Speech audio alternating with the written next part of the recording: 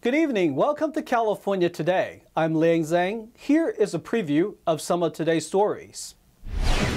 The state attorney general's wife withdrew herself from serving as chair of a budget subcommittee.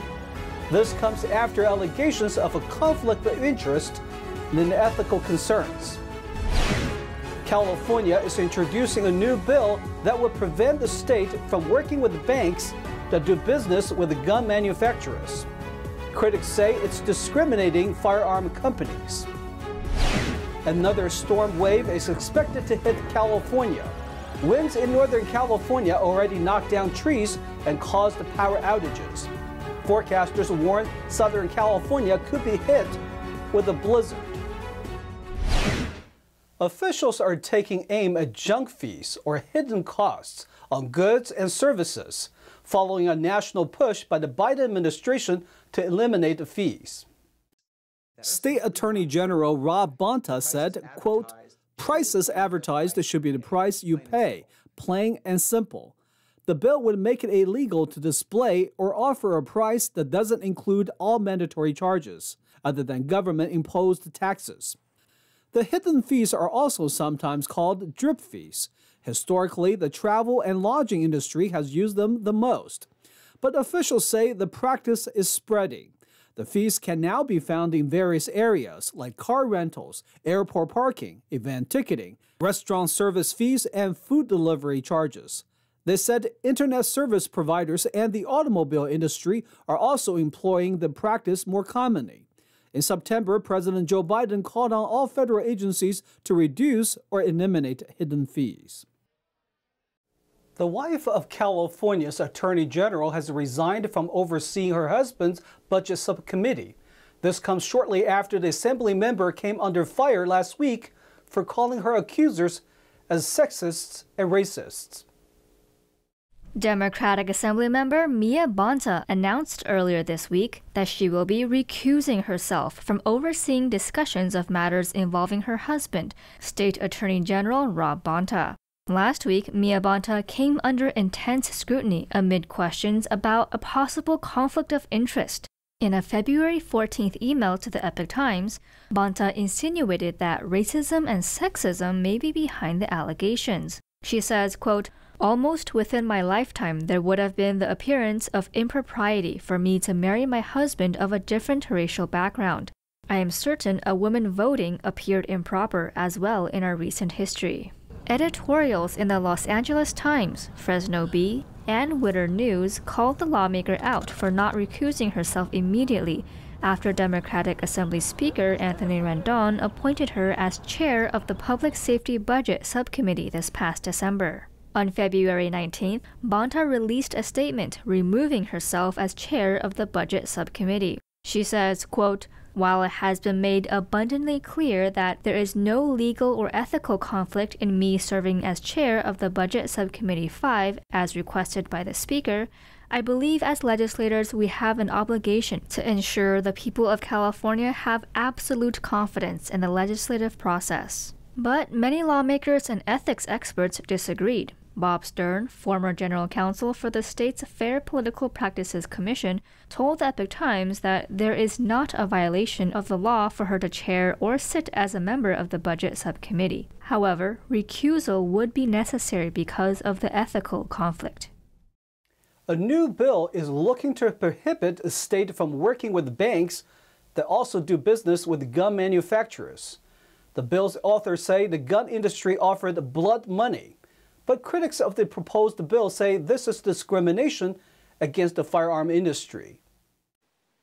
California State Senator Dave Min introduced Senate Bill 637 last week. The proposed bill aims to prohibit the state from working with banks that also do business with gun manufacturers. Min said, quote, "The state of California will not, either directly or indirectly, finance gun violence. But critics of the proposed bill say it is, quote, unconstitutional and discriminates against firearms." Mark Olivia, the managing director for public affairs with National Shooting Sports Foundation, said, quote, "We are the only industry that provides the means that allows you to exercise your constitutional rights. This is beyond the authority of California's government. It is a fairly simple bill, but it is far-reaching." Min's SB 637 is still waiting for committee hearing assignments. On the other hand, Texas passed a bill opposite to Min's bill. Texas bill prohibits the state from entering contracts with companies that discriminate against the firearm or ammunition industries. Democratic lawmakers in the California Senate introduced a bill that would eliminate willful defiance suspensions. This means students cannot be suspended for defying teachers and disrupting classes. Senate Bill 274, introduced earlier this month, would ban schools from suspending students who disrupt the classes or defy teachers. This is known as willful defiance suspensions. The author of the bill, State Senator Nancy Skinner, says such suspensions lead to students dropping out and exacerbate learning loss at a time when many are still behind due to the COVID-19 pandemic. In a February 1st press release, Skinner says, quote, SB 274 is based on a simple premise. Students belong in school. Instead of kicking them out of school, we owe it to students to figure out what's causing them to act out and help them fix it. She also says that these suspensions disproportionately affect Black male students, citing a 2018 study that reported they are 3 times more likely to be suspended for willful defiance than the statewide average. But others argue that keeping students who misbehave in classrooms make it hard for teachers to teach and other students to learn. Davina Kaiser, a retired educator who taught for 40 years in the Long Beach Unified School District, told the Epoch Times that disruptive behavior was detrimental to the learning of everybody else in the classroom. She also says, quote, it's almost like a license for the rest of the kids to go ahead and misbehave.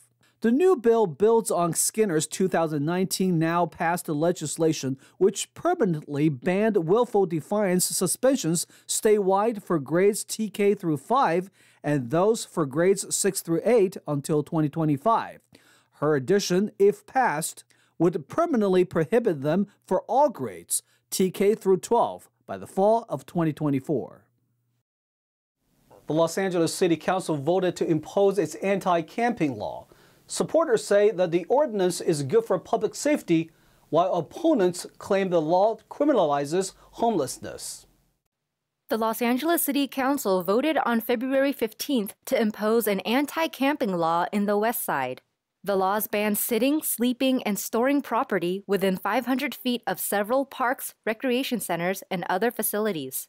The new council member, Tracy Parks, said that the ordinance is, quote, not a solution to homelessness, but rather a, quote, matter of public safety. Since taking office, Park has worked with Mayor Karen Bass on the Mayor's Inside Safe program to move homeless people indoors. Park's predecessor, Mike Bonin, had repeatedly voted against the ordinance and its expansion. He claimed that the law criminalizes homelessness. Meanwhile, the council introduced a motion on Wednesday calling for reports on the effectiveness of the ordinance across the city. The public comment section was dominated by supporters of the anti-camping law. Westside residents complained about the number of encampments around them. The council also approved 5 anti-camping zones in the North Hollywood area. Council President Paul Krikorian said there is capacity in the facilities of his district to accommodate anyone who may be impacted. California is brewing up a storm again. Forecasters warn of a very complex storm coming to Southern California this weekend. Northern California already saw strong winds on Tuesday, creating power outages and downing trees. According to the National Weather Service, an unusual winter storm will move over southwest California on Tuesday and persist well into the weekend. Forecasters warn of windy, chilly, and wet conditions. A winter storm warning will be in effect from Tuesday evening through the weekend for Los Angeles County and San Diego County. The weather agency said that there could be tree damage and power outages just from winds alone. The heavy rain and snowfall could lead to urban flooding and structure damage. In addition, there's a, quote, immense threat of avalanches. It also issued a blizzard warning for the LA and Ventura County mountains on Saturday. Northern California already received some of that destruction on Tuesday. According to the Boulder Creek Fire Chief, A 1-year-old is critically injured after a redwood tree fell onto a home. Over 100,000 Bay Area PG&E customers lost power around 9 p.m. Tuesday. In addition, an elementary school in Sonoma County closed due to a power outage. We are going to take a short break, but here's a look at what we got for you when we come back. Electric boats are making waves. 2 companies are looking to bring electric-powered boats to the maritime market. Yosemite's iconic Horsetail Falls, also known as the Firefalls, is back.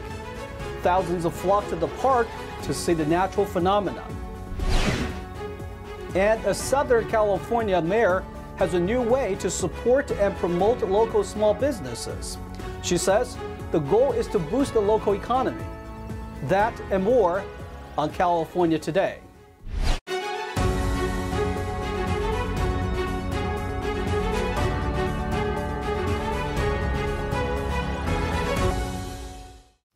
Welcome back to California Today. I'm your host, Ling Zhang. Despite the current trend of Californians moving out of the Bay Area, one small family-friendly city has been growing steadily over the last decade. U.S. Census data puts Dublin on the map as the fastest-growing city in California. Its population jumped more than 50% between 2010 and 2020. Century 21 real estate broker Jamil Batchin told Cron 4 he's not surprised. A Dublin resident himself, Batchin revealed the secret to the city's rapid growth. Batchin and his family bought a new home in Dublin 16 years ago. He said, "Dublin has everything a family would need. It has great schools, has houses from 1,000 square feet to 6,000 square feet. It's got lots of parks and shopping. It has great weather." While the big cities are losing people, Dublin saw its population grow from 46,000 people to more than 70,000 in just a decade. Although there has been a slight drop in home prices, Batchin thinks it's not going to affect the market in Dublin. He says, quote, "It's slim pickings right now, with so many people moving to Dublin from all over the Bay Area, including San Francisco, San Jose, and Fremont." 2 startups are creating waves with their new boat technology. They're racing to bring electric-powered boats to the maritime market. Let's take a look. 2 companies are racing to bring electric hydrofoil speedboats. One is Swedish company Candela, and the other is a California-based company called Navier. For those who are sensitive to motion sickness, the hydrofoil boats have a way to help. At high speeds, the boats lift their hull above the water surface, allowing for a better passenger experience. Not only is electric, you're gliding above the water, so there is no seasickness. It's just a smooth ride quality. You don't feel the waves. It's like you're on a jet plane. According to the company, the Navier 30 is able to travel 75 nautical miles on a single charge, but the competition is tough. Candela's model, the Candela C8, can travel 57 nautical miles on a single charge. With the foiling and the smart computer and the software that we developed, we can have a boat that is disconnected from the water, so it's much more efficient. And this way you can have a small battery that you can recharge overnight, and then you can actually have a decent day out on the water on an electric boat. A drawback to electric is its heavy batteries, which affect the price along with the boat's range. The range is a huge concern. Just the amount of energy that it takes to move a boat through the water and to propel a boat through the water requires a lot of batteries. As you add more batteries, you add cost. So that's the other thing. There's a very large cost differential between conventional boats versus boats that are powered by electric, and it gets worse the higher the larger the boat gets. Electric boats seem to be starting as luxury vehicles first.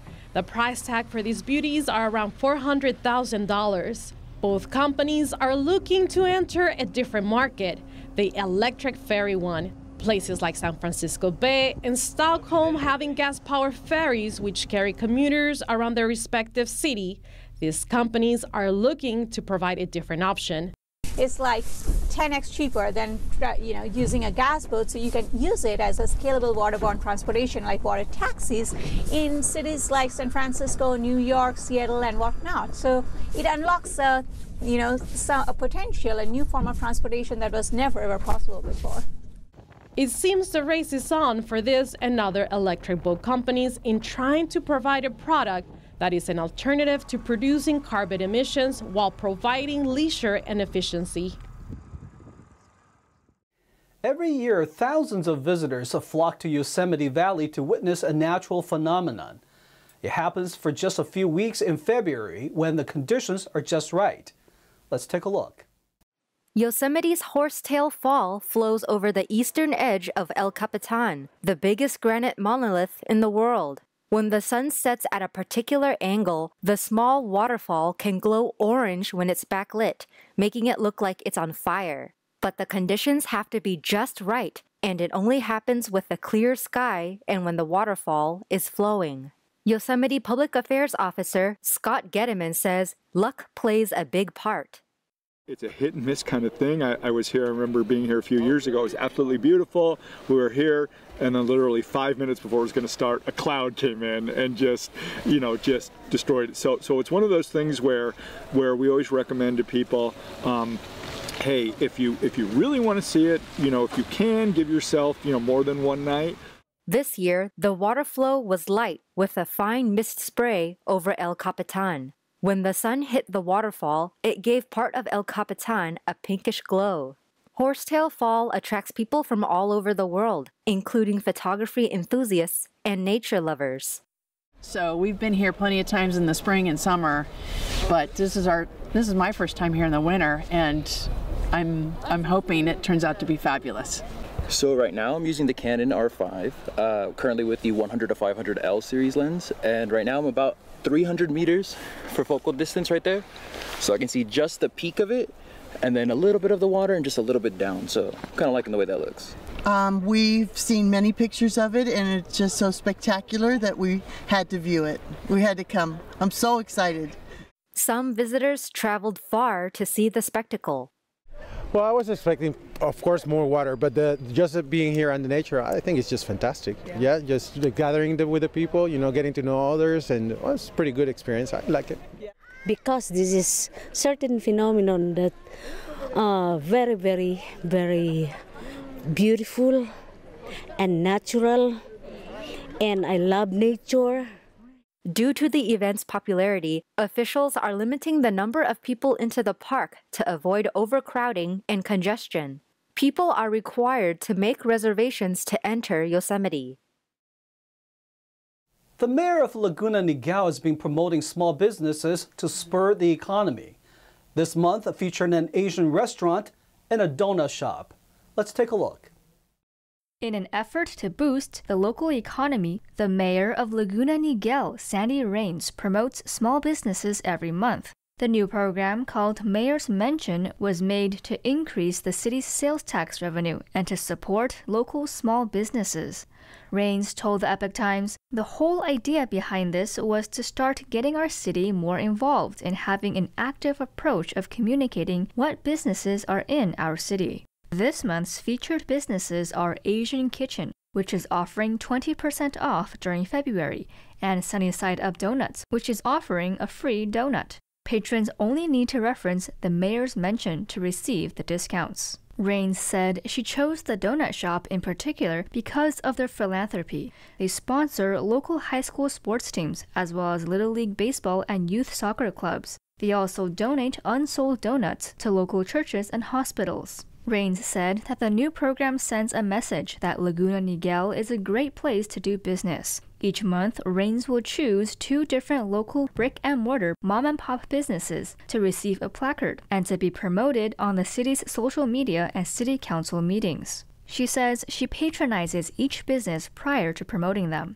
Those who would like to nominate a business for the mayor's mention can email the mayor at srains@cityoflagunaniguel.org.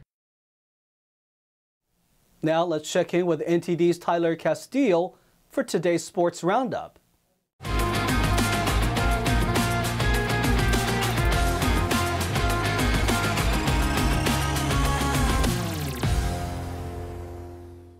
Welcome everyone, I'm Tyler Castillo and I'm taking you through the California Today Sports Roundup. Ryan Hartman scored 2 goals and Philip Gustafsson made 33 saves as Minnesota cooled off Los Angeles' high-scoring attack to win in St. Paul, Minnesota. Despite recording a season-low 20 shots, Minnesota delivered a strong defensive performance to stifle the high-scoring Kings. Although the Kings amassed 34 shots, they had trouble translating that pressure into clear scoring chances. Los Angeles entered the game on a 4-game winning streak during which the Kings scored 22 goals, and the Wild limited Los Angeles to 1 unsuccessful chance and no goals with the extra attacker. The Kings were 9-for-18 on the power play in their previous 5 games, but the Wild extended their penalty killing streak to a perfect 19-for-19 over the last 8 games. Wild 2, Kings 1. Nick Paul set a career high for goals in a season during Tampa Bay's 4-goal second period, and Braden Point notched his 200th career tally as the Lightning throttled visiting Anaheim. After a scoreless first period, Paul scored the first of 4 Tampa Bay goals in the second by firing in his 17th, eclipsing a career high of 16 while playing for the Ottawa Senators and Lightning last season. Ryan Strome scored the lone goal for Anaheim, with helpers coming from Cam Fowler and Trevor Zegras. Lucas Dostal put up 38 saves in the loss. Lightning 6, Ducks 1. The NHL trade deadline is on March 3rd, where the San Jose Sharks are getting interest from around the league for Timo Meier and Erik Karlsson. Erik Karlsson still has 4 more years after this season on his contract, so moving him would be a financially complicated deal. Despite the complications, Erik Karlsson is on pace to hit over 100 points as a defenseman, which was last accomplished by Brian Leetch in the 1991-92 season. This pace is gaining teams' interest, such as the Edmonton Oilers. Timo Meier has his RFA contract expiring this year, with his next season's cap hit estimating to be worth around $10 million per year. The New Jersey Devils have been linked to acquiring Timo Meier, with the return of potentially Dawson Mercer for the Sharks. The Sharks are currently out of a playoff spot, where it looks like the team will miss the playoffs for 4 straight years, a franchise record.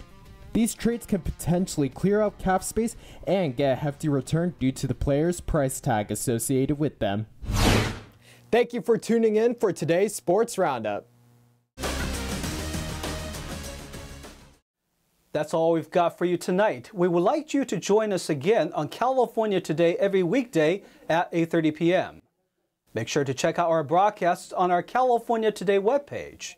You can find it at ntd.com/California-today. You can also find all of our top latest clips there, ready to share with friends and family. Send us a message on Twitter, Facebook, or Instagram, or through our email, california.today@ntd.com. I'm Lang Zhang. Have a wonderful evening.